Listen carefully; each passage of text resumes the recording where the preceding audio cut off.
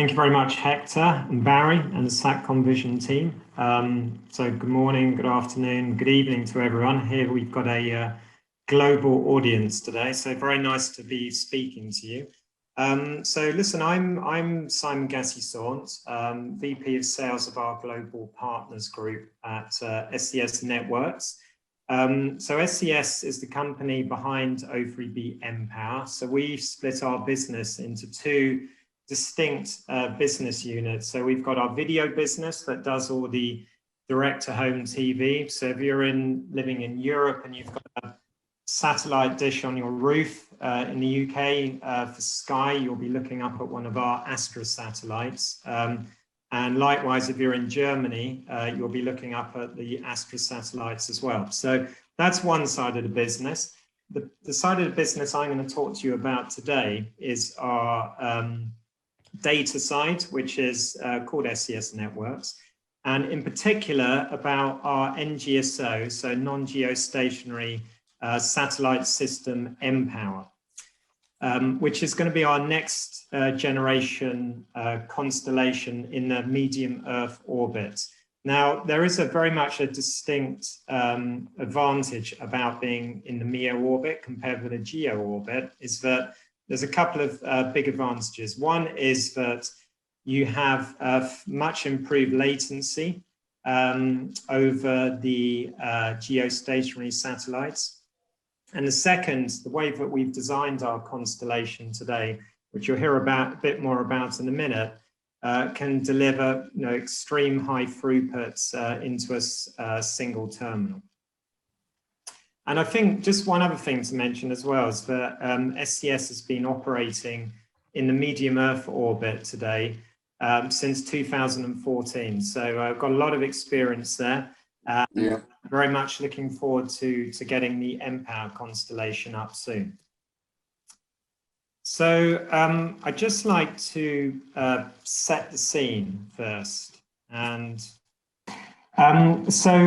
just to sort of set the scene here. So I often get asked this question about, with all these new LEO constellations coming along, with O3B mPOWER, is there going to be enough business to go around? And if you just look at one sort of key part of the market, which I'm sure everyone who's on the panel today is going to be targeting, which is the telecom market, you can see that the market from today all the way out till 2025, which is now only 4 years away, is going to double in size. Okay, and what's driving that? So number one, 5G. So we're already beginning to see a lot of new 5G installations across many of the countries, certainly where I live in Europe, and the rest of the world as well. So that's one area. The optical transport networks as well. So this is the fiber submarine cables connecting up all the continents. With this huge increase in demand in data, there's a lot of infrastructure going on both in space and on the ground and through the oceans to allow this data to travel around. Cloud as well. I mean, cloud is probably single-handedly out of this list, I guess, the biggest driver of data. I mean, what we're talking across now, Zoom, everything we use, all the kind of tools that we're using more so than ever, especially during the pandemic of last year, has been cloud-based. I mean, I run my whole business now from my laptop using cloud applications. I'm sure many of you do the same. So this is also putting a huge amount of strain on the networks today. Video streams, and then another one, which is probably one of the biggest sort of growing markets as well, is the Internet of Things. So more and more devices, whether it's at home, whether it's your Hue lights, whether it's your Sonos sound system, or whether you're in a sort of B2B environment. So this could be sensors on oil rigs or cargo ships.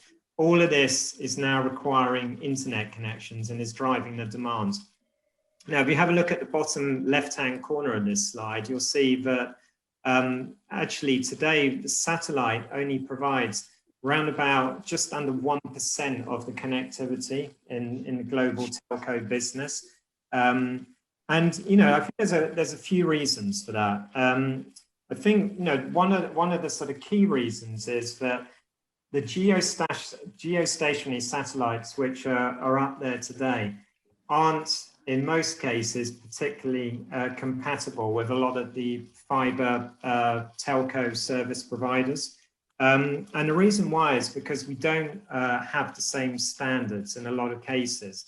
So, for example, MEF 2.0 and soon to be 3.0 is one of those kind of industry standards.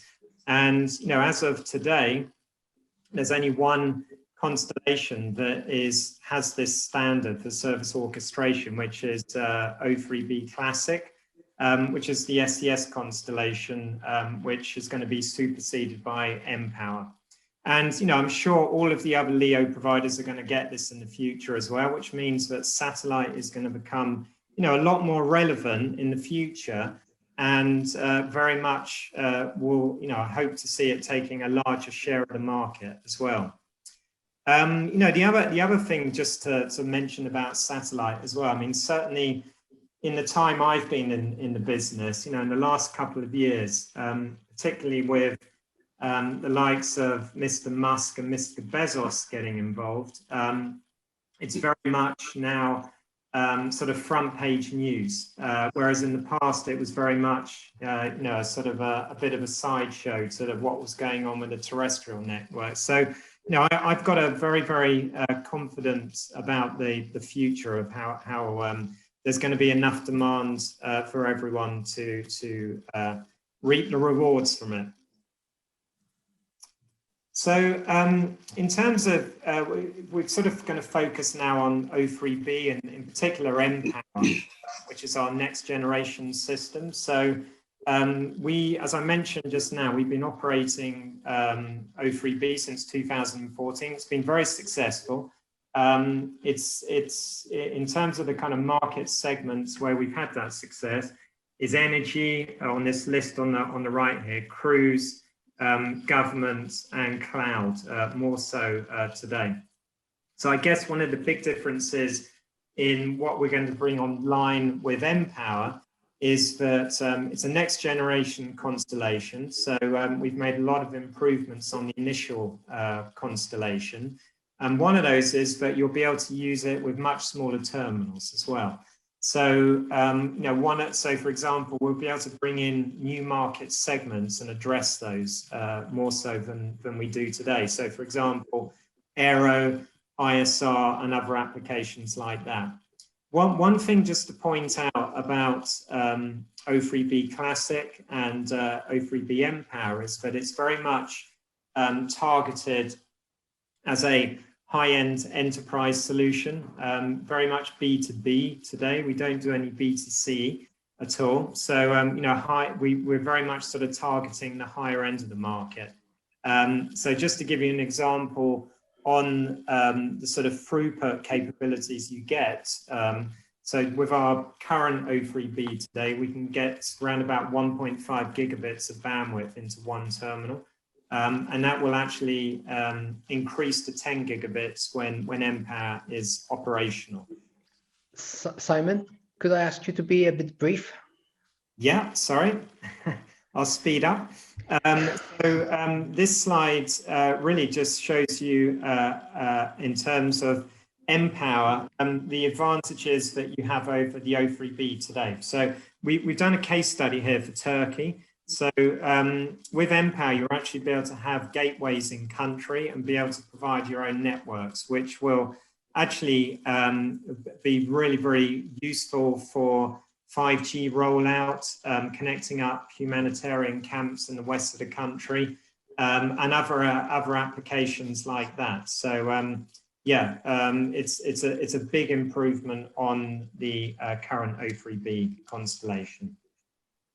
So, just wanted to give a very brief case study today. So we have a customer, Orange, where we started a service in Central Africa Republic back in 2017. And they were so impressed by the O3b service that we're now extending that to multiple other countries, including DRC, and some of those other orange countries you can see on the map. And the one big advantage of mPOWER is that it's now you can manage these domestic networks. So you can, it's very much going to be used for applications like cell backhaul rather than just the backhaul itself into the country. I've already talked about the Turkey business studies. So really just to sort of give you a bit of an overview in terms of, what are, in summary, the sort of key advantages of O3b mPOWER. So, I think number one, we're kind of proven technology in the NGSO space, and we've been operating our system now for the last 7 years or so, which puts us in a good shape for when mPOWER is launched this year. We're going to be operational next year with the mPOWER constellation.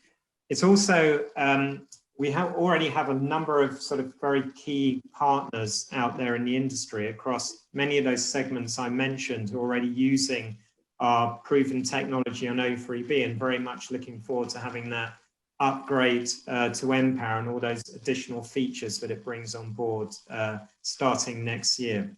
And then just finally, what I mentioned earlier on about it's being having carrier Ethernet connectivity using MEF 2.0 and other sort of industry standard telecoms, which all helps with the service orchestration. Thank you, Simon. Sorry, just final slide. Just to sort of sum up again, very much enterprise grade capacity, high throughput, up to 10 gigabits per beam. Low latency, 150 milliseconds. So those are very much the kind of unique advantages that we see over our GEO satellites today, and also some of the other NGSO players. That's it. Thank you very much. Thank you very much, Simon. Sorry about the technical problem. That's okay. So the first question is from Darren Walker. And I'll ask a subsidiary question from my side. So the first part is many airlines require connectivity over the North Polar region. How will mPOWER meet aircraft connectivity requirements at high latitudes? And my part of the question is, mPOWER is an orbital constellation. Do you have plans to include the inclined orbit to extend the coverage over latitudes? Thank you. Yes, so just to address the first part of the question. So SES is a operator today of GEO and NGSO satellites. So we have very much a hybrid network in operation today. And what you'll be able to get with mPOWER is being able to use it on commercial airliners, business jets, and ISR missions. So when you do get the planes traveling up into the kind of northerly polar regions, the idea is that those planes will have compatible terminals on board, which will allow you to operate in both geostationary and MEO.